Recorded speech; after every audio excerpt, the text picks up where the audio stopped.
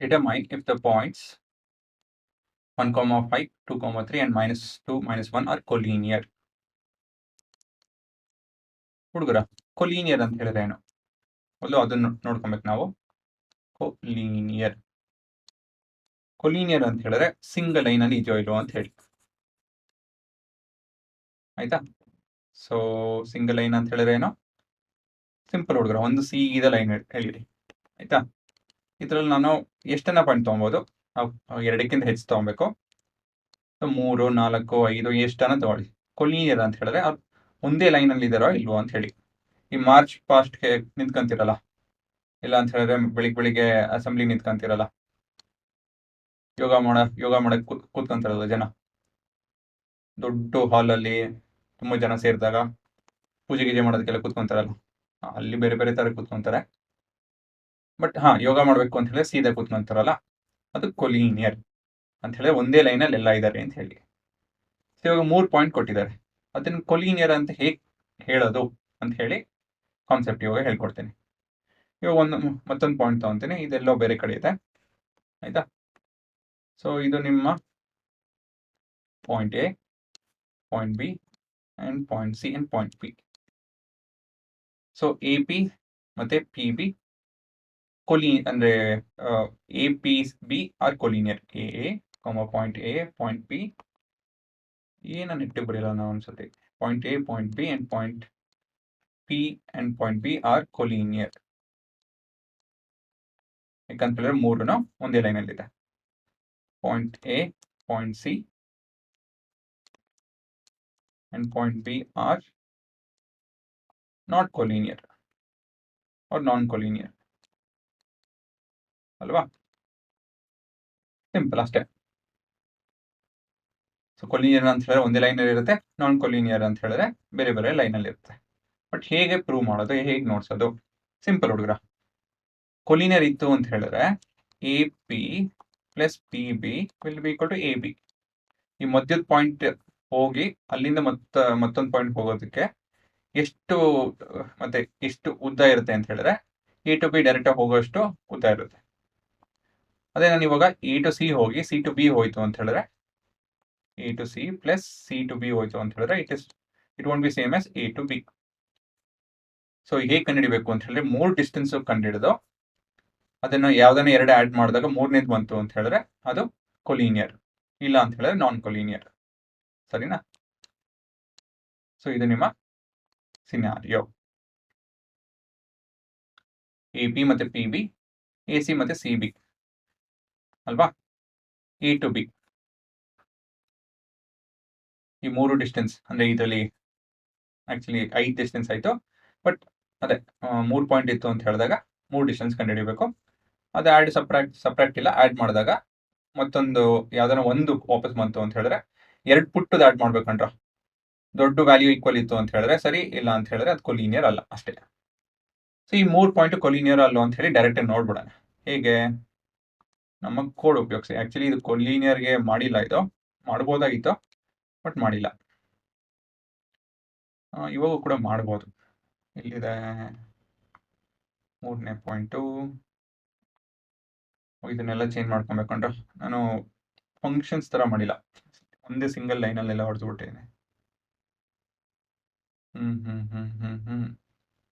ಹೋಲಿ ಬಿಡಿ, ಇನ್ನೊಂದು ಮಾಡಿ ನಾನು ಅಪ್ಲೋಡ್ ಮಾಡ್ತೀನಿ, ನೀವು ಬೇಕಾದ್ರೆ ಉಪಯೋಗಿಸ್ಕೊಂಡಿರೋ ಅಂತೆ. ಎಲ್ಲ ಹಾಕಿದ್ದೀನಿ ನನಗೆ ಕಾಣಿಸ್ತಿಲ್ಲ ಡಿಸ್ಟೆನ್ಸು. ಇಲ್ಲಿದೆ, ಅಲ್ಲ ಇಲ್ಲಿದೆ. ಓಕೆ ಹುಡುಗರ, ಇಲ್ಲಿ ಹೋಗಿ ತಕ್ಷಣಕ್ಕೆ ಆಗಲ್ಲ, ಮತ್ತೊಂದು ಸತಿ ಮಾಡ್ತೀನಿ ಬೇಕಾರೆ. ಸೊ ಇಲ್ಲಿ ಯಾವುದಿದೆ, ಪಾಯಿಂಟ್ 1, 5 ಒಂದೇ ಪಾಯಿಂಟು, 2, 3 -2, -11 ಶುರು ಮಾಡ್ಬಿಡೋಣ. ಹೋಗ್ಲಿ, ಅದು ಬರೋದ ಕೆಲಸ ಏನಕ್ಕೆ. Given point A is 1, 5, point B is 2, 3, point C is -2, -11. So ಮೊದಲನೇದಾಗಿ ಎಲ್ಲದಕ್ಕೂ ನೀವು ಫಾರ್ಮುಲಾ ಬರೀಲೇಬೇಕು. ಸೊ ಡಿಸ್ಟೆನ್ಸ್ ಫಾರ್ಮುಲಾ ಅಂತ ಬರ್ಕೊಂಡು ಬಂದ್ಬಿಡಿ, ಡಿಸ್ಟೆನ್ಸ್ ಫಾರ್ಮುಲಾ. ಸೊ ಹೇಗೆ ಬರುತ್ತದೋ, ಸ್ಕ್ವೇರ್ ರೂಟ್ ಆಫ್ ಆಕ್ಚುಲ್ ಫಾರ್ಮ್ನ ಸ್ಕ್ವೇರ್ ರೂಟ್ ಬರುತ್ತೆ. ನಾನು ಏನೇ ಸ್ಕ್ವೇರ್ ರೂಟ್ ಬರಲ್ಲ ಅಂತ ನೋಡಿ ಗಜ ಬಿಜಿ ಆಗುತ್ತಲ್ಲ. x2 - x1 the whole square plus y2 - y1 the whole square. ಸರಿನಾ? ಸೊ ಮೊದಲನೇದಾಗಿ ಎ ಬಿ ಕಂಡುಹಿಡಿಬೇಕು. ಸೊ ಎ ಬಿ ಕಂಡುಹಿಡಿಯೋಣ. ಎ ಬಿ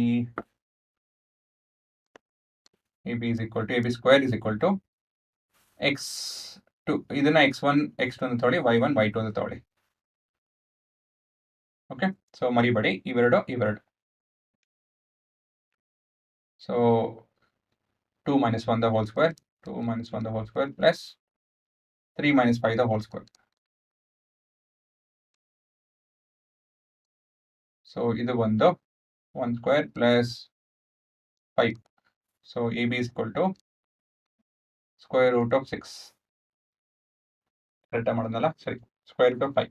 ನಾನು ಉತ್ತರ ನನ್ನ ತಲೆಯಲ್ಲಿ ಬರೆದುಬಿಡುತ್ತೆ, ನಾನು ಅದನ್ನು ಬರೆದುಬಿಡ್ತೇನೆ. Square root of 5 unit. Square root of 5 ಎಲ್ಲ ಬಂತು ಅಂತ ಹೇಳಿದ್ರೆ ಉತ್ತರ ಡೌಟ್ ಏನು. P C square is equal to -2 -2 ಅಲ್ವಾ? -2 of -2 the whole square plus -11 - 3 the whole square. So 416 plus 14 is 14 square ಎಷ್ಟು ಬರುತ್ತೆ ಹುಡುಗರ? 169 196 ಏನಾ? 4 4 16 ಹಾಂ ಇದೆ ಇರಬೇಕು. So 12 212. So B C is equal to square root of 212 unit. ಕೊನೆಯದಾಗಿ ಎ ಸಿ 3 ಕಂಡುಹಿಡಿಬೇಕು. ಎಲ್ಲ ಕಾಂಬಿನೇಷನ್ ಕಂಡುಹಿಡಿಬೇಕು. ಕೊನೆಯದಾಗಿ A C square. A C ಒಂದು 1 - of -2. ಸೊ ನೆಗೆಟಿವ್ ಬಂತು ಅಂತ ಹೇಳಿದ್ರೆ ಹುಷಾರಾಗಿ ಮಾಡಿ. ಮತ್ತೊಂದು 5 - of -11. y component 5 - of -11 the whole square ಅಲ್ವಾ? ಸೊ ನಿಮ್ಗೆ ಇಲ್ಲಿ ಕನ್ಫ್ಯೂಸ್ ಆಗ್ತಾ ಇದೆ ಅಂತ ಹೇಳಿದ್ರೆ ಇಲ್ಲಿ x1 x2 ಫಿಕ್ಸ್ ಆಗಿರುತ್ತೋ ಇಲ್ವಾ ಹೇಗೆ ಅಂತ ಹೇಳಿ, ಇದು ಫಾರ್ಮುಲಾ ಹುಡುಗರು ಅಷ್ಟೇ. ನೀವು ಏನು ಬೇಕಾದ್ರೂ x1 x2 ಮಾಡ್ಕೊಬೋದು, ಆಯ್ತಾ? ಅಂದರೆ ಇದು x ಇದು y ಅದೇ ಆರ್ಡರ್ಲಿ ಇರುತ್ತೆ. ನೀವು ಯಾವುದನ್ನ x1 x2 ಅಂದರೆ x1 y1 x2 y2 ಮಾಡ್ಕೊಬೋದು.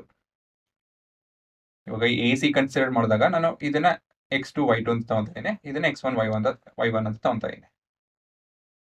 ಸೊ ನೀವು ಹೇಗೆ ಬೇಕಾದ್ರೂ ಮಾಡ್ಕೊಬೋದು. ಸೊ ಅದೇನು ಕಷ್ಟ ಆಗಲ್ಲ, ತಲೆ ಕೆಡ್ಕೊಳಕ್ಕೆ ಹೋಗ್ಬೇಡಿ. ಒಂದೆರಡು ಸತಿ ನೀವೇ ಸ್ವಂತ ಮಾಡ್ತು ಅಂದರೆ ಬಂದ್ಬಿಡುತ್ತೆ. ಇದು 3 ಅಲ್ವಾ? ಇದು ಎಂಥದ್ದು 3 9, ಇದು 11 16 196. ಕರೆಕ್ಟಾಗಿ ಮಾಡ್ತಾ ಇದ್ದೀನ? ಏನು ಮಾಡ್ತಾ ಇದ್ದೀನಿ ನಾನು? ಎ ಸಿ ಅಲ್ವಾ? ಇಲ್ಲಿದೆ ಎ ಸಿ 2 3 4 16 ಸರಿ ಇದೆ. ಇದು ನಮ್ಮ ಉತ್ತರ 1205. ಸೊ ಇದೆಲ್ಲ ಸ್ಕ್ವೇರ್ ರೂಟ್ ಯಾವುದು ಆ್ಯಡ್ ಮಾಡೋಕ್ಕಲ್ಲ. It is equal to square root of anyways ಇವೆಲ್ಲ ವ್ಯಾಲ್ಯೂಸ್ ಹಂಗೆಲ್ಲ ಬರಲ್ಲ ಉತ್ತರ. ಸೊ ಏನು ಕೊನೆಯದಾಗಿ as A B plus B C are in this case ಏನಾಗುತ್ತೆ ಅಂತ ಹೇಳಿದ್ರೆ ಇದು ದೊಡ್ಡದಿದೆ. So A C plus A B plus A C is not equal to B C, ಆಯ್ತಾ? Thus the lines are not collinear. ನನ್ನ ಪ್ರೋಗ್ರಾಮಲ್ಲಿ ಇದನ್ನು ನೋಡ್ಸೋಕ್ಕಾಗುತ್ತೋ ಇಲ್ಲ ಗೊತ್ತಿಲ್ಲ, ಯಾಕಂದರೆ 2 ಪಾಯಿಂಟ್ ಕಾಣಿಸುತ್ತೆ, ಸ್ವಲ್ಪ ಕಾಪಿ ಪೇಸ್ಟ್ ಮಾಡಿ ಮಾಡಬೇಕಾಗುತ್ತೆ. ಸೊ ಇಲ್ಲಿ ನೋಡೋಣ ಇಲ್ಲಿ. ಸೊ ಮೊದಲನೇ ಪಾಯಿಂಟ್ ಏನು ನೋಡಿದ್ರೆ, ಮೊದಲನೇ ಪಾಯಿಂಟು 1 ಮತ್ತು 5, ಎರಡನೇ ಪಾಯಿಂಟು 3 2 3. ಸೊ ಇಲ್ಲಿ ನೋಡ್ಬೋದು ನಮ್ಮ ಉತ್ತರ ವಿಚಿತ್ರವಾಗಿ ಹಂಗೆ ಇತ್ತು. ಇದರಲ್ಲಿ ಕಷ್ಟ ಆಗುತ್ತೆ ನಮಗೆ ನೋಡ್ಸೋಕ್ಕಲ್ಲ ಕಂಡ್ರೆ, ಸಪ್ರೇಟ್ ಕೋಡ್ ಮಾಡಬೇಕು. ಎನಿವೇಸ್ ನಿಮ್ಮ ಉತ್ತರ ನೋಡಿದ್ರಿ. ಸೊ ವೆರಿಫೈ ಮಾಡ್ಕೊಳಂಗಿತ್ತು ಅಂತ ಹೇಳಿದ್ರೆ ಇಲ್ಲಿ ಉಪಯೋಗಿಸ್ಬೋದು. ಡಿಸ್ಟೆನ್ಸ್ ಕಂಡುಹಿಡಿಯೋದಕ್ಕೆ √5 ಇಟ್ಸ್ ಅಪ್ರಾಕ್ಸಿಮೇಟ್ಲಿ 2.23. ಹಾಂ ಸರಿ ಇದೆ ಅದು. Anyways it's not equal and ಇದು ನಿಮ್ಮ ಉತ್ತರ. ಸೊ ಹುಷಾರಾಗಿ ನೋಡ್ಕೊಂಡು ಮಾಡಿ. x1 x2 y1 y2 ಪೇರು ಎಕ್ಸಸ್ ಎಲ್ಲ ಇಲ್ಲೇ ಬರುತ್ತೆ ಅದೊಂದು, ವೈಸ್ ಎಲ್ಲ ಇಲ್ಲೇ ಬರುತ್ತೆ. ಬಟ್ ನೀವು ಫ್ಲಿಪ್ ಮಾಡಿದ್ರು ಅಂತ ಹೇಳಿದ್ರು ಆ ಕಡೆ ಈ ಕಡೆ ಮಾಡಿದ್ರು ಸ್ಕ್ವೇರ್ ಇದೆಯಲ್ಲ, ಹಾಗಾಗಿ ಏನು ತೊಂದರೆ ಆಗಲ್ಲ. ಬಟ್ ಎಕ್ಸ್ ವೈನ ಮಿಕ್ಸ್ ಮಾಡ್ಕೊಂಬಿಡಿ. ತುಂಬ ಸತಿ ನಾನು ಒಂದೆರಡು ಸತಿ X1 X2 ಅಂತ ಇದನ್ನ ತೊಗೊಂಡ್ಬಿಟ್ಟಿದ್ದೀನಿ, ಅಂದರೆ ಈ ಪೇರ್ ತೊಗೊಂಡ್ಬಿಟ್ಟಿದ್ದೀನಿ. ಸೊ ಆ ಥರ ಆಗೋ ಸಾಧ್ಯತೆ ಇದೆ. ಸೊ ಸ್ವಲ್ಪ ಹುಷಾರಾಗಿ X1 Y1 X2 Y2 ತೊಗೊಳ್ಬೇಕಾದ್ರೆ ಹುಷಾರಾಗಿ ಮಾಡಿ ಅಷ್ಟೇ. ಸೊ ಪಾಸ್ ಮಾಡ್ಕೊಂಡು ನೋಡ್ಕೊಬೋದು.